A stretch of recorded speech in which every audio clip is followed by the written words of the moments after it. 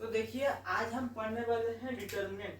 पिछला हमारा टॉपिक था क्या, डिटर्मिनेंट। आज भी हमारा टॉपिक है डिटर्मिनेंट, लेकिन आज हम खत्म करने वाले हैं डिटर्मिनेंट। उसके बाद हम मैट्रिक्स पढ़ाने वाले हैं। तो आज से पहले हम रिवीजन कर लेते हैं पिछला क्लास हम क्या पढ़ा था। तो ट्रिक ऑफ डिटर्मिनेंट पढ़ा था, वो देख लीजिए। पिछला वीडियो में बढ़िया ट्रिक है, वो इजी होगा आपके लिए, देख लीजिए। उसके बाद हमने क्या पढ़ा था, नंबर ऑफ मैक्सिमम टर्म, कितना नंबर ऑफ टर्म होता है। उसके बाद हमने पढ़ा था डायगोनल डिटर्मिनेंट। डायगोनल डिटर्मिनेंट मतलब प्रिंसिपल डायगोनल होगा, बाकी सब जीरो होगा उसका, बाकी जितना सारा एलिमेंट है वो सब जीरो होगा। तो ये क्या कहलाता था, डायगोनल डिटर्मिनेंट। और अपर डायगोनल डिटर्मिनेंट क्या है, जो प्रिंसिपल डायगोनल था उसके नीचे वाला सारा एलिमेंट जीरो होगा, ऊपर वाला एलिमेंट प्रेजेंट होगा। और लोअर ट्रायंगुलर मैट्रिक्स क्या कहते हैं, जो डायगोनल एलिमेंट है उसके नीचे वाला सब प्रेजेंट रहेगा लेकिन ऊपर वाला जीरो रहेगा। तो ये क्या कहता है, लोअर डायगोनल डिटर्मिनेंट। ये पिछले वीडियो में आप देख लीजिए। अब उसके बाद क्या है, रोटेशनल। रोटेशनल इंपॉर्टेंट टॉपिक था कल के लिए, तो कल का वीडियो में हम देख चुके हैं। अगर आप नहीं देखे हैं तो देख लीजिए, हम लिंक डिस्क्रिप्शन में डाल देंगे, आपको देख लीजिए एक बार। तो ये आपका आसान होगा, आसानी के तौर पे कह रहे हैं, वैसे आपका मर्जी है, देखिए ना देखिए। उसके बाद क्या है, माइनर कोफैक्टर। माइनर कोफैक्टर आज हम पढ़ाने वाले हैं क्या, माइनर पढ़ाने वाले, उसके बाद कोफैक्टर पढ़ाने वाले, मतलब माइनर के बाद कोफैक्टर आता है, तो ये पढ़ाने वाले हैं। उसके बाद क्या आता है, प्रॉपर्टीज ऑफ डिटर्मिनेंट। डिटर्मिनेंट का क्या क्या प्रॉपर्टी होता है, मतलब डिटर्मिनेंट का क्या क्या प्रॉपर्टी होता है। रो मतलब दो रो सेम हुआ तो तब क्या होगा, दो कॉलम सेम हुआ तब क्या होगा, तो वो प्रॉपर्टी ऑफ डिटर्मिनेंट में आ जाता है। उसके बाद क्या, साइमल्टेनियस ऑपरेशन। साइमल्टेनियस ऑपरेशन क्या होता है, आप रो और कॉलम को सम कर देते हैं, रो और कॉलम को स्वाइप कर देते हैं। तो आगे देखिए तो समझ जाएंगे आप। तो उसके बाद हम क्या देखने वाले हैं, साइमल्टेनियस ऑपरेशन।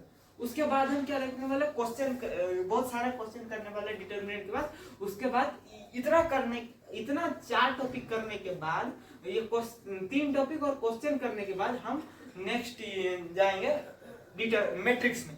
तो इसके बाद वाले, मतलब इसके बाद वाले स्लाइड में हम आपको बाकी सब पढ़ाएंगे। तो आज हम पढ़ने वाले हैं माइनर और कोफैक्टर। तो माइनर और कोफैक्टर, सपोज कोई मैट्रिक्स का एलिमेंट है Aij, अब आप उसका क्या निकालेंगे, माइनर निकालोगे, और उसके बाद उसका क्या निकालोगे, कोफैक्टर निकालोगे, समझे। मतलब क्या है, अगर आपको कोई मैट्रिक्स का एलिमेंट बोल रहा है कि कोई मैट्रिक्स का एलिमेंट है दे दिया, अब उसका आप कोफैक्टर निकालने को बोल रहे हैं, तो डायरेक्ट कोफैक्टर निकाल नहीं सकते, उसके लिए पहले माइनर निकालना पड़ेगा, माइनर के बाद फिर कोफैक्टर निकालना पड़ेगा, लेकिन डायरेक्ट कोफैक्टर आप निकाल नहीं सकते हैं। कहने का मतलब क्या, पहले आप एलिमेंट दिया है उसका माइनर निकाल लिए, उसके बाद उसका कोफैक्टर निकाल लिए, तो अब फाइनल कोफैक्टर निकल जाएगा। अब ये थोड़ा ऊपर से चला गया होगा, हम सवाल से करते हैं। एक सवाल उठाते हैं, जैसे सवाल है क्या, मैट्रिक्स से दिया है आपको क्या, मैट्रिक्स से दिया है आपको क्या ना, 7 8 9 10 11 12 13 14 15, ये है मैट्रिक्स। आपको क्या बोला है कि कोफैक्टर ऑफ, आपको क्या बोला है कि कोफैक्टर ऑफ A32 का कोफैक्टर निकालना है। तो देखिए, कोफैक्टर निकालने से पहले आप बेसिक बातें मेरे को बता दीजिए। तो ये जो A32 है, इसके नीचे वाला क्या क्या लिखा है, 3 लिखा है। 3 मतलब क्या होता है, पहला नंबर क्या बोलता है, रो, ठीक कि नहीं। और दूसरा अंक क्या बोलता है, पहला अंक रो बोलता है, दूसरा अंक क्या बोलता है, कॉलम। हो गया, पहला रो दूसरा कॉलम। अब क्या बोला है ना कि आप इस जो A32 उसका आप क्या निकाले, कोफैक्टर निकालिए। तो देखिए जवाब में आते हैं आंसर। पहले तो आप इसको नहीं, आपका पहला सवाल देखिए, ये तीसरा रो है, तो तीसरा, पहला, दूसरा, तीसरा, ये तीसरा रो है, तीसरा रो को छुपा दीजिए, ठीक कि नहीं। अब बोला दूसरा कॉलम, पहला, दूसरा, दूसरा कॉलम को छुपा दीजिए, तो एलिमेंट कौन है, 14, ठीक कि नहीं। अब आप इसका क्या निकालिए, एलिमेंट A23 का पहले तो आपको डायरेक्ट कोफैक्टर नहीं निकलेगा, उसके लिए पहले माइनर निकालना पड़ेगा, माइनर ऑफ 32 क्या होगा, जो एलिमेंट छुपा दिए इसको छुपाए और उसको छुपाए, इसको छुपा दिया उसको भी छुपा दिया, लेकिन तो बचा क्या, इस चीज को भी आपने छुपा दिया, इस चीज को भी तो आपने छुपा दिया, तो बचा क्या आपके पास, 7, 9, 10, 12, ये क्या निकल गया, माइनर, ये क्या निकल गया आपका माइनर, ठीक है। तो ये क्या निकल गया आपका, जो वो कॉलम और रो को छुपा दिया, तो ये क्या निकल गया आपका, माइनर निकल गया, ठीक है। अब ये माइनर निकल गया, अब कोफैक्टर निकालने का तरीका क्या है, कोफैक्टर 3 2, इसको कैसे निकालते हैं, -1 to the power something into m i j, कितना होता है 3 2, m 3 2। देखिए जितना रो है, रो प्लस जो कॉलम है, कॉलम, रो प्लस कॉलम, उसको जोड़ दीजिए, वो क्या हो गया कोफैक्टर। तो कोफैक्टर क्या होता है, सब इसका कितना होता है, 12 सता कितना होता है, 12 7 8 48 माइनस 90, तो मतलब कितना होता है -6। अब -1 टू द पावर 5 मतलब क्या होता है -1 इंटू -6 कितना होता है +6, ये होता है क्या कोफैक्टर। ये रहा आंसर।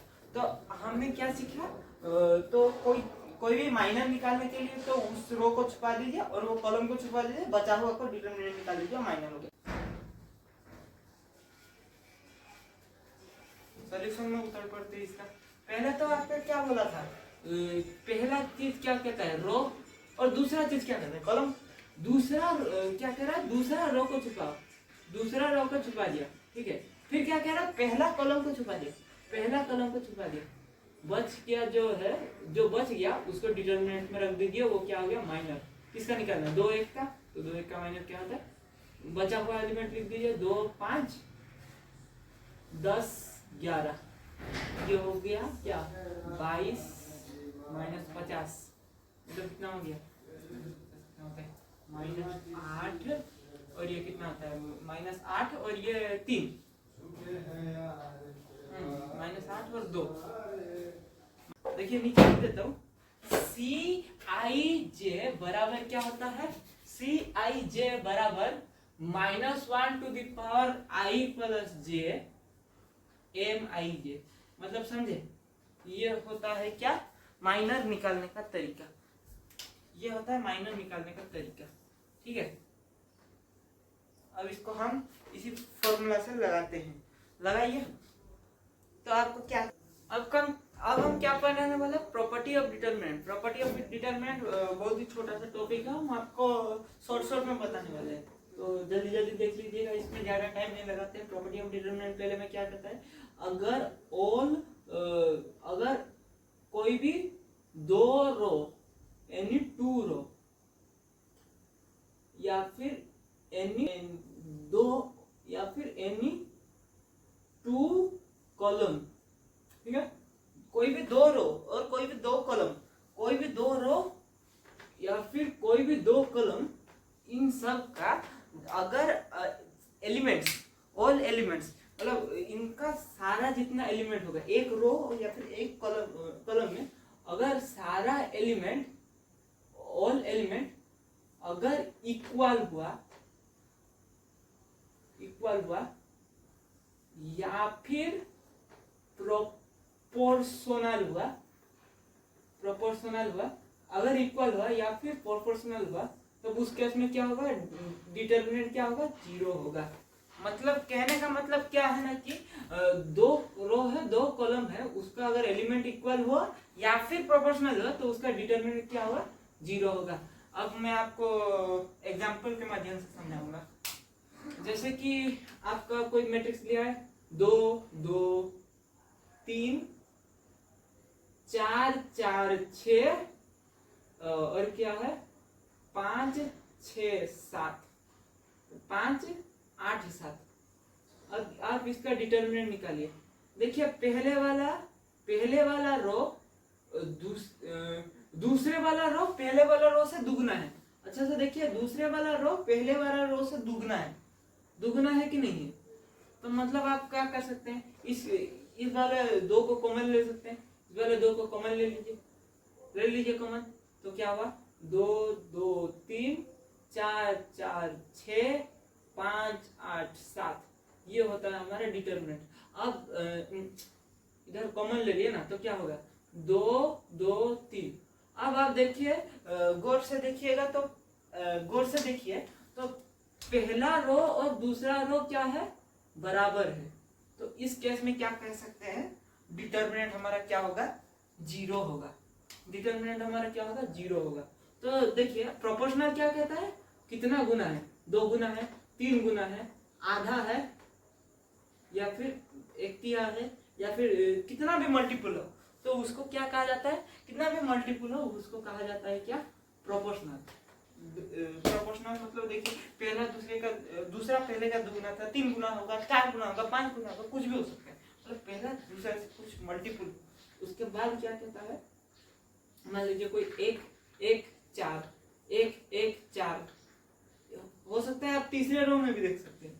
मान लीजिए तीसरे रो में 1 1 4 3 2 5, इसका डिटर्मिनेंट क्या होगा, आप गौर से देखिएगा तो पहला रो जितना है तीसरा रो उतना ही है।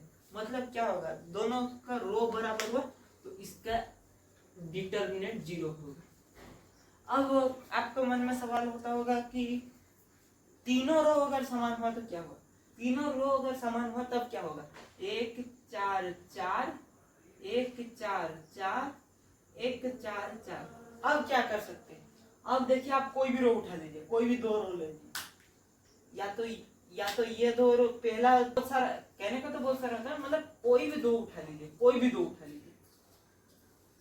तो उसका डिटरमिनेंट दोनों बराबर होना चाहिए। कोई भी 2 उठा लीजिए, ये 2 बराबर है तो इसका मतलब क्या, इसका डिटरमिनेंट क्या होगा, 0 होगा।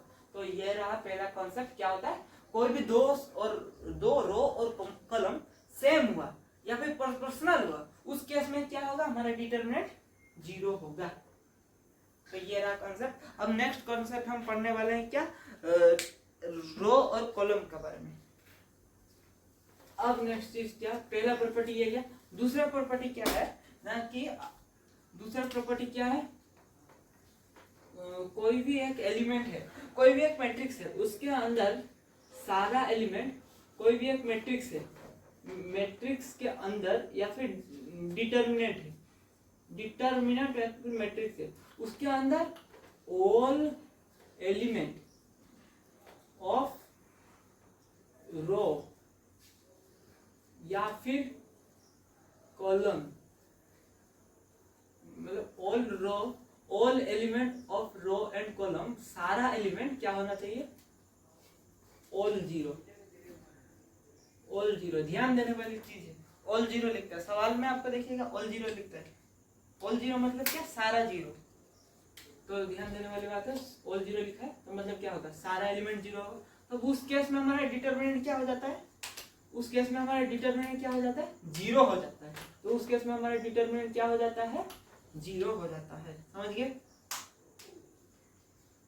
ये रहा डिटरमिनेंट 0 हो जाता है। जैसे कि 0 0 0 1 2 3 4 5 6, इसका डिटरमिनेंट 0 निकलेगा। जैसे कि 0 0 0 1 2 3 4 5 6, इसका डिटरमिनेंट भी 0 निकलेगा। अगर 2 रो 2 कॉलम 0 हो तब क्या होता है, तब भी वही कंसेप्ट लगता है, कितना भी हो। मतलब कोई एक रो को उठा के देख लीजिए आप, कोई एक कॉलम को उठा करके देख लीजिए, 0 है मतलब वो 0 होना है। नल मैट्रिक्स कह सकते हैं, नल मैट्रिक्स भी इसका टाइप है, तो ऐसा बोल सकते हैं। तो ये क्या हुआ, कोई एक रो या फिर कॉलम 0 हो जाए तब क्या होता है, कोई एक। अब तीसरा कॉन्सेप्ट क्या कहता है, देखिए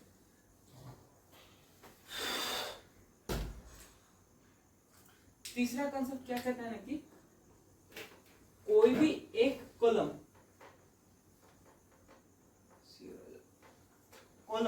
या फिर कोई भी एक रो, ठीक है, उसको आप अगर स्वाइप कर देंगे तब क्या होता है, हमारा जो नया जो डिटर्मिनेंट है वो पुराना का माइनस हो जाता है, समझे। नया जो डिटर्मिनेंट है डेल डैश इक्वल टू पुराना का माइनस हो जाता है। तो नया जो डिटर्मिनेंट बनेगा स्वाइप करने के बाद वो पुराना का माइनस टेन से बन जाता है। मतलब क्या हुआ, कोई भी एलिमेंट मान लीजिए 1 3 4 6 7 8 5 10 9 6, ठीक है, ये एलिमेंट का मैं स्वाइप कर दिया 12 मान लीजिए, कुछ भी मान लीजिए, ये एलिमेंट को मैंने स्वाइप किया, इसका डिटरमिनेंट क्या निकला था, डेल्टा, ठीक है, ये इसका डिटरमिनेंट क्या था, डेल्टा। मैंने पहला रो और दूसरा रो को उठा के स्वाइप कर दिया, मतलब क्या किया ना कि इसको उठा के ऊपर डाल दिया, इसको उठा के ऊपर डाल दिया और ऊपर वाले को उठा के नीचे डाल दिया, समझे। नीचे वाला को उठा के ऊपर डाल दिया और ऊपर वाला को उठा के नीचे डाल दिया, स्वाइप कर दिया।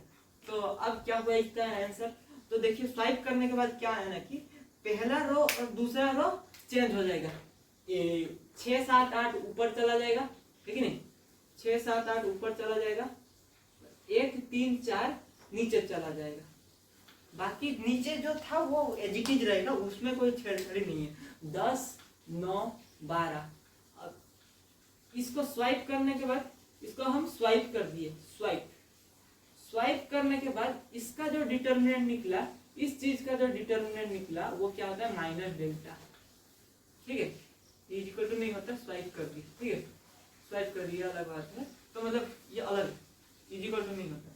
तो मतलब क्या होता है कि जब हम किसी भी रो या फिर किसी भी कॉलम को स्वाइप कर देते हैं तो इसका डिटरमिनेंट क्या होगा, माइनस डेल्टा। जैसे कि मैं कॉलम को स्वाइप करूंगा 1 3 4 6 5 6 7 2 3 9, ठीक है। अब इस डिटरमिनेंट को मैं क्या करूंगा ना, इस डिटरमिनेंट में मैं पहला कॉलम और पहला कॉलम और तीसरा कॉलम को स्वाइप कर लिया।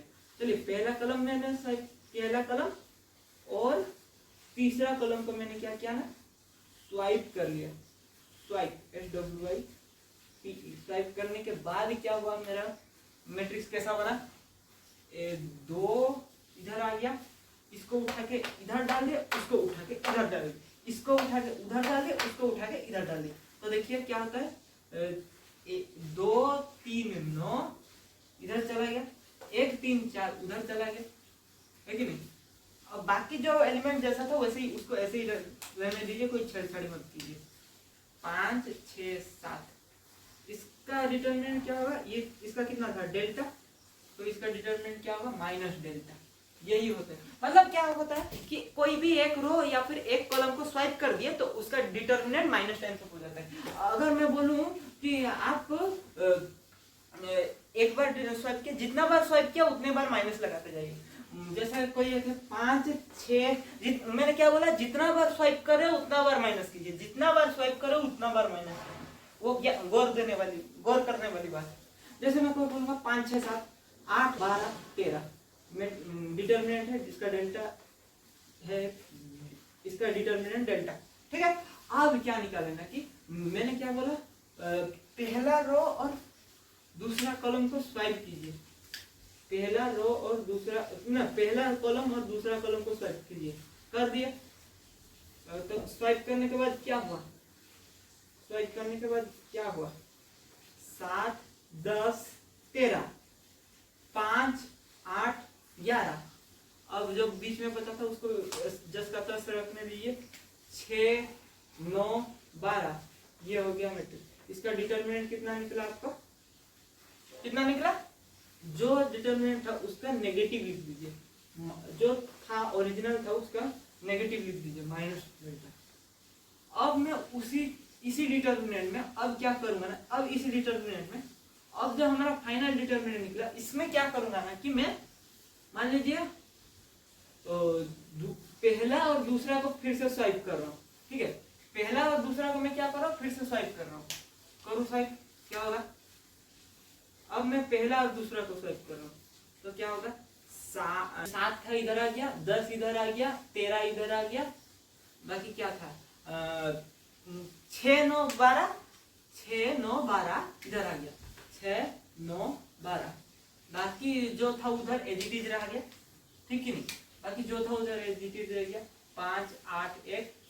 अब इसका जो डिटर्मिनेंट है उसमें एक नेगेटिव लग जाएगा, माइनस टाइम्स ऑफ माइनस क्या होते हैं प्लस, तो ये हो गया डेल्टा। तो मतलब समझे, मैं जितना बार स्वाइप करूंगा उतना बार माइनस लगाते जाऊंगा, जितना बार स्वाइप करूंगा उतना बार डिटर्मिनेंट के साथ माइनस लगाते जाऊंगा। किसके साथ? डिटर्मिनेंट के साथ। जितना बार एक रो को स्वाइप कर दिया तो माइनस डेल्टा, दूसरे रो को स्वाइप, फिर उसके बाद और एक रो को स्वाइप किया तो उसके साथ और एक minus delta, minus times of minus क्या होता है? Plus delta. तो ये होता है कॉन्सेप्ट। अब देखिए, अब और एक चीज क्या है, और एक चीज क्या, अब चौथा पॉइंट, पिछली बार कितना था? तीसरा पॉइंट, अब चौथा पॉइंट, ठीक है। चौथा पॉइंट क्या कहता है कि हमारा जो डिटर्मिनेंट है किसी भी मैट्रिक्स का डिटर्मिनेंट, क्या कहता हूँ, क्या कह रहा हूँ ना मैं, किसी भी मैट्रिक्स का डिटर्मिनेंट और उस मैट्रिक्स के ट्रांसपोज का डिटर्मिनेंट, क्या बोला मैंने, किसी भी मैट्रिक्स का डिटर्मिनेंट और उसके मैट्रिक्स का ट्रांसपोज का डिटर्मिनेंट, ठीक है, और उस मैट्रिक्स का इनवर्स का डिटरमिनेंट, उस मैट्रिक्स का इनवर्स नहीं, 1/इनवर्स। देखो, किसी भी मैट्रिक्स का ट्रांसपोज का डिटरमिनेंट और मैट्रिक्स का डिटरमिनेंट, मैट्रिक्स का इनवर्स का डिटरमिनेंट अलग हो जाएगा, लेकिन किसी भी डिटरमिनेंट ऑफ 1/इनवर्स ऑफ ए का डिटरमिनेंट, ये तीनों बराबर होगा।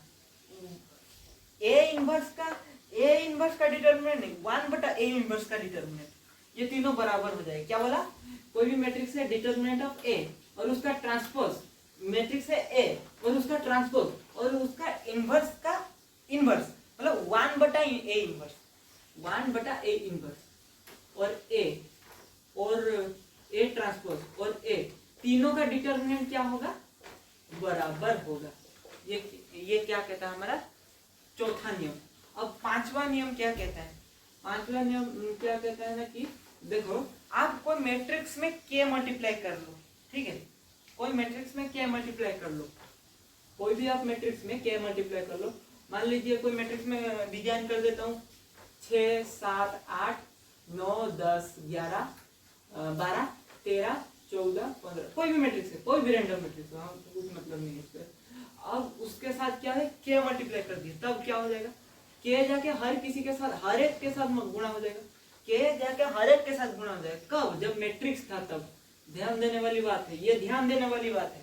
जब मैट्रिक्स था तब सबके साथ गुणा हो जाएगा, 6k 7k 8k 9k 10k 12k 13k 14k 15k, सबके साथ k गुणा हो जाता था। ये कब होता था? मैट्रिक्स के लिए सही होता था, लेकिन मैट्रिक्स के लिए क्या होता था? सही होता था। लेकिन अब हम डिटर्मिनेंट के केस में देखते हैं।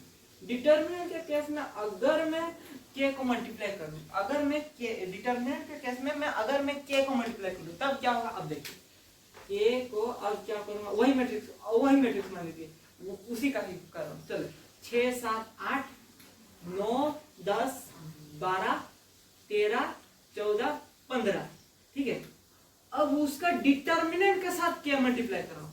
पिछली बार मैं क्या किया था? मैट्रिक्स के साथ क्या मल्टीप्लाई किया, इसको a मान लीजिए, इसको a मान लीजिए, क्या था? k a मैट्रिक्स है कि नहीं। अब इधर मैं क्या कर रहा हूं ना कि उसका डिटर्मिनेंट के साथ मल्टीप्लाई कर रहा हूं, उसी a मैट्रिक्स का डिटर्मिनेंट के साथ मल्टीप्लाई कर रहा हूं k। पहले मैट्रिक्स के साथ मल्टीप्लाई करता था k, अब मैं डिटर्मिनेंट के साथ मल्टीप्लाई कर रहा हूं k, तो वो क्या होगा? किसी भी एक रो या फिर किसी भी एक कॉलम में जाके मल्टीप्लाई हो जाएगा। आपका मर्जी, किसी भी एक रो या फिर किसी भी एक कॉलम में मल्टीप्लाई कर दीजिए। सपोज मैं बोलूंगा दूसरे कॉलम में सबको मल्टीप्लाई करो, मेरा मर्जी, आपका मर्जी, आप जो जहां पे मल्टीप्लाई करना कर दीजिए। कोई भी एक रो उठा के उधर मल्टीप्लाई कर दीजिए या फिर कोई भी एक कॉलम उठा के उधर मल्टीप्लाई कर दीजिए। जैसे कि क्या हो गया, मैं मान लो इस रो में मल्टीप्लाई करूंगा, ठीक है, तो करता हूं 6 9 13 8 12 15, वो तो वैसे ही जस्ट का तस था। अब मॉडिफाई क्या हो गया, 7 के 10 के 14 के, ये हो गया हमारा नया डिटर्मिनेंट। ठीक है, समझ गए। अब आप बोलोगे कि गौर करने वाली बात क्या है कि इसका जो एलिमेंट है वो, इसका जो के था मैट्रिक्स में, के सब मैट्रिक्स में अगर के मल्टीप्लाई करते थे वो सारा एलिमेंट के साथ मल्टीप्लाई हो जाता था, लेकिन जब डिटर्मिनेंट में के मल्टीप्लाई करते हैं वो किसी एक रो या फिर किसी एक कॉलम में मल्टीप्लाई हो जाता था। अब ये होता है इसका कॉन्सेप्ट। अब और एक चीज क्या है ना कि वही जो मैं के का मल्टीप्लिकेशन बोल रहा हूँ वही के का मल्टीप्लिकेशन सेम चीज। देखिए मैं सपोज बोल रहा ए मैट्रिक्स है n क्रॉस n ऑर्डर का, n ऑर्डर का मैट्रिक्स, ठीक है, उसका मैं डिटर्मिनेंट निकाला तो क्या हो गया, मोड है कि नहीं, मतलब डिटर्मिनेंट ऑफ ए। ठीक है, जब मैं उसी मैट्रिक्स में n मल्टीप्लाई कर दिया, कोई मान लीजिए k मल्टीप्लाई कर दिया, k मल्टीप्लाई कर दिया, उसी मैट्रिक्स में मैंने k मल्टीप्लाई कर दिया, सेम मैट्रिक्स में मैंने k मल्टीप्लाई कर दिया, तो उसका डिटर्मिनेंट क्या होगा। अब एक ध्यान देने वाली चीज है, मैट्रिक्स में k मल्टीप्लाई करते थे, अब वो क्या होगा, वही मैट्रिक्स का डिटर्मिनेंट होगा, लेकिन k के साथ में क्या हो जाएगा, k to the power n। समझ गए। चलिए मैं इसका एग्जांपल में समझा देता हूँ। k 9 के सपोज ये मैट्रिक्स है 9 10 11 12 13 14 15 16 17, ये ए मैट्रिक्स है। ठीक है, अब इसके साथ मैंने क्या कर दिया ना कि के मैट्रिक्स के साथ मैंने क्या कर दिया, के मल्टीप्लाई कर दिया, सारा में के मल्टीप्लाई कर दिया, तो ये क्या होगा, के अंदर चला जाएगा, तो कैसा हो जाएगा, 9 के 10 के 11 के 12 के 13 के 14 के 15 के 16 के 17 के, है कि नहीं। अब ये रहा क्या, ये रहा मैट्रिक्स। अब मैं क्या बोलूंगा ना कि अब इसका डिटर्मिनेंट निकालिए, किसका, ए का डिटर्मिनेंट, ए मैट्रिक्स का डिटर्मिनेंट क्या निकलता है, ए मैट्रिक्स का डिटर्मिनेंट मोड है, कुछ मोड है, मतलब इसका डिटर्मिनेंट कुछ निकला। ठीक है, डेल, मान लीजिए डेल इसका डिटर्मिनेंट निकला। अब इसका डिटर्मिनेंट क्या होगा, इसका डिटर्मिनेंट क्या होगा, इसका डिटर्मिनेंट क्या होगा, डेल ऑफ मोड के ए क्या होगा, इस के को मोड के बाहर निकालना है, मोड के बाहर निकालना है तो क्या करना पड़ेगा, देखिए उसको मैं अच्छे से समझाता हूँ। तो इसका डिटर्मिनेंट मोड के ए का मोड ले लेता हूँ, तो उसको देखिए के 9 के 10 के 11 के 12 के 13 के 14 के 15 के 16 के 17 के। ठीक है, अब इसका देखिए जब के हम कॉमन लेते थे, जो के मल्टीप्लाई होता है डिटर्मिनेंट पे, वो या तो एक रो या तो एक कॉलम। हम हर एक आपका मर्जी किसी भी रो या फिर किसी भी कॉलम में मल्टीप्लाई कर दीजिए, तो मैं हर एक कॉलम में, हर एक रो या फिर हर एक कॉलम में आप निकालिए के। मैं मान लो मैं हर एक रो में निकालूं, पहले इस रो में मैं पहले वाले रो में मैं क्या निकालूंगा, कॉमन निकालूंगा। क्या कॉमन निकालूंगा, के कॉमन निकालूंगा, तो क्या होगा, के कॉमन निकाल लिया, है कि नहीं। अब क्या बचा इसके अंदर, 9 10 11। अब दूसरे वाले रो में मैं सेम चीज के कॉमन निकालूंगा, तो क्या होगा, के स्क्वायर हो जाएगा, 12 13 14। अब तीसरे वाले रो में मैं क्या निकालूंगा, के कॉमन निकालूंगा, तो क्या होगा, के क्यूब, है कि नहीं, के क्यूब हो जाएगा। तो यह क्या, 15 16 17। इसका डिटर्मिनेंट क्या होगा बताइए आप, इसका डिटर्मिनेंट क्या होगा, इसका डिटर्मिनेंट क्या था, डेल्टा था, है कि नहीं। तो के क्यूब डेल्टा, मतलब क्या है, मतलब इतना सारा चीजें निकालने का क्या है ना कि क्यों इतना सारा निकालना, कि एक ही चीजें समझाने के लिए आपको बहुत सारा बता दिया, एग्जाम्पल बता दिया, उससे आप समझ जाएंगे। मतलब कुछ नहीं है, कुछ नहीं है, ये बोला मैंने कि के ए n क्रॉस n ऑर्डर का होगा, तो उसको जो आपको इसी डिटर्मिनेंट में के को बाहर निकालना है, तब क्या करना है, के टू द पावर n, ये होता है तरीका, बस दैट्स इट, यही होता है तरीका। तो आज के लिए इतना ही रहने देते हैं। सवाल वीडियो लेंदी हो जाएगा, तो सवाल हम कल करेंगे। ठीक है, जय हिंद।